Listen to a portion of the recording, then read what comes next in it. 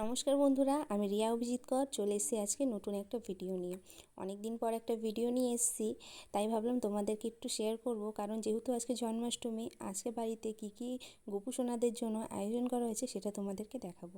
যেহেতু আমার শরীর খারাপ, আমি সেইভাবে পুজোটা করতে পারিনি, তাই ভাবলাম গোপু সোনাদের জন্য কিছু রান্না করে তাদের সামনে দিই। আর আমাকে সাহায্য করেছে এখানে আমার ননদ। এই তাল ঘষাটা আমার ননদ ঘষে দিয়েছে। তাই যতটুকু পেরেছি তোমাদেরকে ভিডিও নিয়ে দেখানোর চেষ্টা করেছিলাম। কী করেছিলাম গোপু সোনাদের সামনে সেটাই তোমাদেরকে দেখাই। করেছিলাম তালের বড়া, আর করেছিলাম তালের মালপোয়া, ঠিক আছে, আর করেছিলাম তালের লুচি, আর করেছিলাম তালের ক্ষীর। তালের ক্ষীরের ভিডিওটা আমি তোমাদেরকে দেখাতে পারিনি, কারণ এত পরিমাণে তাল ফাটছিল যে ওখান থেকে ফোন নিয়ে সরে এসেছিলাম।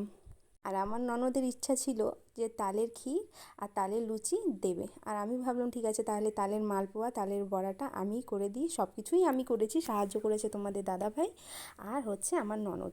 যেহেতু আমার ননদ রাত 12টার সময় পুজো করে, তাই রাত 12টার সময় গোপু সোনাদেরকে নিয়ে স্নান করিয়েছে ঘিয়ের প্রলেপ দিয়ে, সঙ্গে দুধ, তারপরে তোমার ঘি, মধু, গঙ্গার জল দিয়ে স্নান করিয়েছে। তারপরে আলাদাভাবে গঙ্গার জল দিয়ে স্নান করানো হয়েছে, দেখতেই পাচ্ছ তোমরা।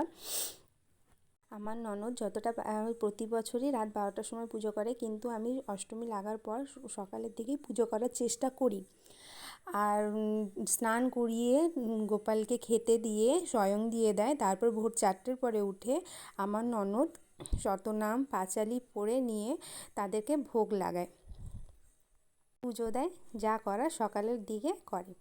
আর এই যে রাতে 12টার সময় স্নান টান করিয়ে তাদের গা হাত পা মুছিয়ে দিয়েছে। এটা হচ্ছে আমার গল্লু সোনা, আর এইটা হচ্ছে আমার গুপু সোনা, আর এইটা হচ্ছে আমার ভাগনা সোনা।